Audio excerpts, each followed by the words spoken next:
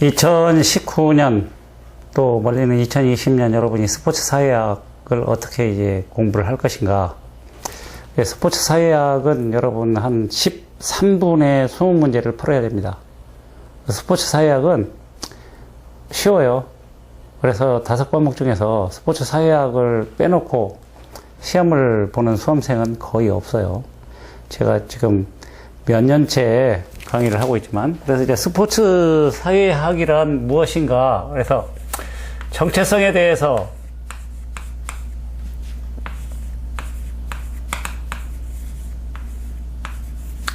소셜로지, S가 안 붙어요. 스포츠 사회학이란 무엇인가, 아이덴티티에 대해서 시험 문제가 꼭 하나 나오죠. 나오고, 그 다음에 이제 스포츠 사회학은 영역이 있어요, 영역.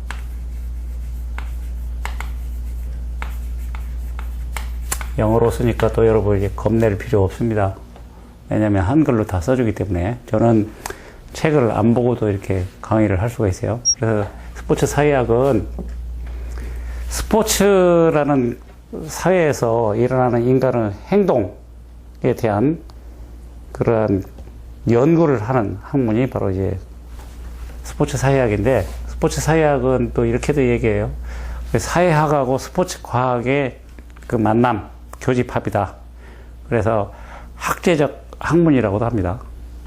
경계 학문이라고도 하고. 근데 영역이 있는데 여기에 4가지 영역이 있어요. 첫째는 전문적 영역이 있어요. 전문적 영역. 그래서 이 전문적 영역은 스포츠 사회학의 이론이 있죠. 이론. 이론은 보통 우리가 4가지를 공부를 하면 됩니다. 첫째는 구조 기능주의 이론. 그리고 이제 구조기능주의 이론의 반대 이론이 있어요. 갈등 이론. 그리고 이거를 싸잡아서 비판하는 그야말로 비판 이론이 있고, 상호작용 이론이 있는데, 상호작용 이론은 앞에 상징적이라는 심볼, 그런 말이 붙기도 합니다. 그래서 여러분이 이제 4가지 이론에 대해서 공부를 잘 하면 돼요. 그래서 이제 구조기능주의 이론 같은 경우에는 프로야구는 삶의 활력소다. 무슨 소리냐. 프로야구는 돈 있고 권력 있는 사람들이 즐기는 마약과 같은 존재다. 무슨 소리냐. 이거를 다 비판하는 거 있고, 여기는 좀 주관적인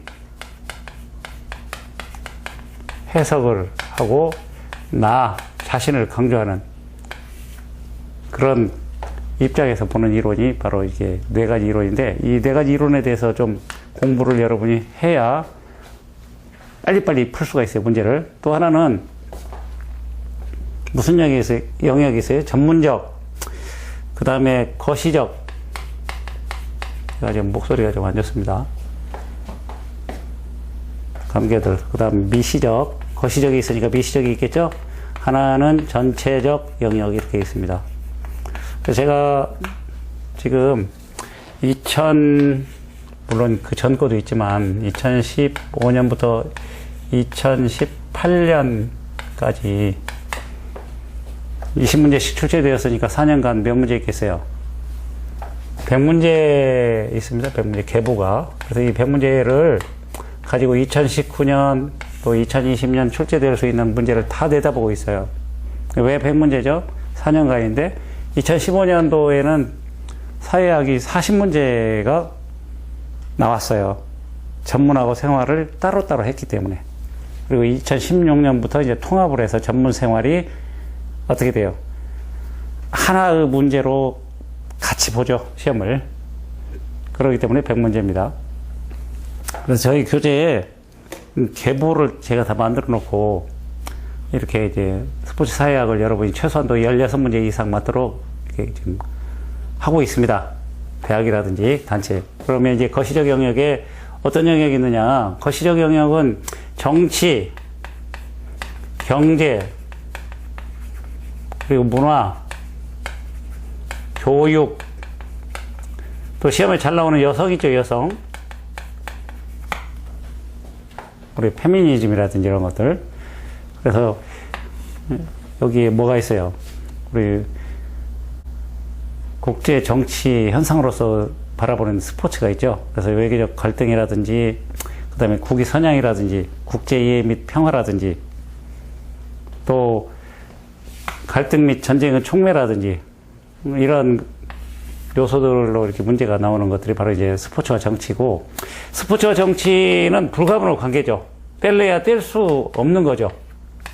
공생의 관계라고는 안 해요. 그래서 이 수준이 있는데, 지역사회 수준, 그리고 국가 수준, 그리고 국제 정치 수준, 이렇게 수준이 있거든요. 그러면 이 지역사회 수준을 제외하고 스포츠와 정치에 있어서 국가 수준이라든지 국제 정치 수준에서는 항상 스포츠가 더 위에 있겠어요? 아니면 정치가 더 위에 있겠어요? 스포츠가 정치의 밑에 있습니다. 그래서 정치는 스포츠에 강력한 영향력을 행사하지만 스포츠는 아무런 영향력도 행사할 수 없는 그런 관계가 바로 이제 국가 수준, 국제정치 수준에서 스포츠와 정치의 관계입니다. 그런데 이제 지역사회 수준에서는 좀 달라요. 그래서 지역사회 수준에서는 무슨 소리냐, 국회의원에 또 시의원에 구의원에 출제할 사람들이 배드민턴 동호회라든지 테니스, 축구 동호회에 와서 표 한 표 찍어달라고 명함 뿌리고 아쉬운 소리 하는데, 그래서 이제 지역사회 수준에서는 스포츠가 정치보다 더 위에 있다, 또는 뭐 같은 수준이다, 그렇게 이야기를 합니다. 어떻든 간에 스포츠와 정치는 불가분의 관계고 뗄래야 뗄 수 없는 거죠. 그래서 이제 우리 대부분 뭐 협회라든지 연맹을 보면 정치인들이 회장직을 많이 맡고 있어요. 그것이 바로 이제 스포츠와 정치의 극명한 그런 불가분의 관계를 보여주고 있죠. 그런데 우리 이제 또 스포츠와 미디어는 어떤 관계예요? 스포츠와 미디어는 공생 관계예요. 불가분의 관계가 아니라. 그 다음에 이제 경제는 이제 프로스포츠하고 이제 아마추어 스포츠에 비교하는 그런 문제가 자주 나오고, 이제 문화, 스포츠라는 것은 이제 무슨 자본이냐? 체화된 자본이다. 문화 자본이다. 교육, 순기능, 역기능, 이게 덩어리로 나오죠. 그래서 스포츠와 교육의 순기능은 무엇이냐? 전인교육이다. 뭐 사회 통합이다. 그리고 또 여러 가지가 있죠. 한 3가지씩. 그 다음에 이제 여기에 뭐 교육 목표 결핍이라든지 부정행위 조장이라든지, 그 다음에 편협된 인간 육성이라든지, 이런 그 역기능이 있죠. 거기 사회 선도, 사회 통합, 전인 교육, 이런 것들이 이제 스포츠와 교육의 순기능이고, 그래서 여러분이 이걸 다 외워야 돼요. 그 다음에 여성에 가면 그 여권주의가 있죠. 페미니즘. 이거를 여권주의라고 하는데, 여권주의는 여자들이 권리를 주장하는 그런 이론을 여권주의라고 합니다. 그래서 이제 자유주의적 관점이라든지, 그리고 마르크스주의적 관점이라든지, 또 급진주의적 관점이라든지, 사회주의적 관점, 이런 거를 좀 잘 알아둬야 돼요. 여기에서 이제 주로 출제가 되는데, 이러한 것들을 우리가 이제 종교 같은 경우는 여기에 들어가지만 시험 문제 이제 범위에 들어 있지는 않아요. 거시적 영역이라고 하고, 그 다음에 이제 미시적 영역은 뭐가 있어요? 집단이라든지, 그 다음에 이제 조직. 조직이 집단보다 더 큽니다. 그리고 여기에 일탈, 사회화, 소셜라이제이션. 사회화라는 것은 스포츠에 길들여가는 과정을 사회화라고 그래요. 뭐 이런 내용들이 주로 이제 출제가 많이 됩니다. 전체적 영역은 뭘까요? 스포츠와 국가, 그 다음 미래의 스포츠는 이제 어떻게 될 것인가, 이런 내용들을 다루는 것이 바로 이제 전체적 영역이에요. 그래서 이제 앞으로 미래의 스포츠는 어떤 스포츠? 익스트림 스포츠. 곽광을 받을 것이다. 그래서 이제 익스트림 스포츠라는 것은 극한 상황의 어떤 스포츠, 한계에 도달하는 스포츠, 또 뭐 e스포츠, 또 하나는 자연과 함께하는 스포츠, 경쟁을 하지 않는 패러글라이딩이라든지 우리가 이야기하는 래프팅이라든지 이런 스포츠들 있죠. 경쟁하지 않고 자연과 함께하는 스포츠. 그리고 뉴 스포츠. 뉴 스포츠라는 건 뭐죠? 기존에 있는 스포츠에서 그 현역에 있는 지도자들이 만든 게 바로 이제 뉴 스포츠죠. 상향식이지 하향식이 아니라 우리 스포츠 교육학에서 이야기하는 교육과정에 하향식이냐 상향식이냐 이렇게 따졌을 때, 그래서 이제 스포츠 사회학은 주로 이런 내용에서 이제 출제가 됩니다. 그래서 스포츠 사회학 출제 범위 보면 스포츠 사회학의 이해 우리 교재에 다 있습니다. 그 다음에 이제 정치, 경제, 교육. 여기 하나 빠진 것이 뭐냐면 미디어야, 미디어. 미디어라는 건 뭐죠? 미디어는 대중매체죠.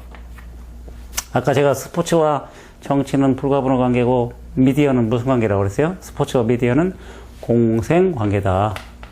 그래서 서로 돕고, 그리고 어느 편이 이제 이득을 보는 것이 아니라 말미잘하고 또 말똥구리하고 처럼 공생 관계 맞나요? 그래서 이제 여기에 이제 미디어의 이제 맥루 안에 핫 스포츠는 어떤 특징이 있느냐? 개인 스포츠다. 공수가 구분이 되는 스포츠다. 그 다음에 쿨 매체, 그리고 핫 스포츠. 매체 스포츠가 있고 스포츠 매체가 있습니다. 시험은 다 같이 나와요. 근데 이게 조금 더 이제 잘 나오죠. 그래서 이제 그러면 정의성 하나 빼놓고 나머지는 다 높다는 거지. 몰입성이라든지, 그 다음에 경기 장의 확산 경로라든지, 경기 자의 행동 경로라든지, 이런 것들, 그리고 복수형이라든지, 속도가 빠르다든지, 단체 스포츠, 이런 게 이제 쿨 스포츠에 들어가죠. 그래서 이제 그거를 맥루안이라는 사람이 구분을 했어요.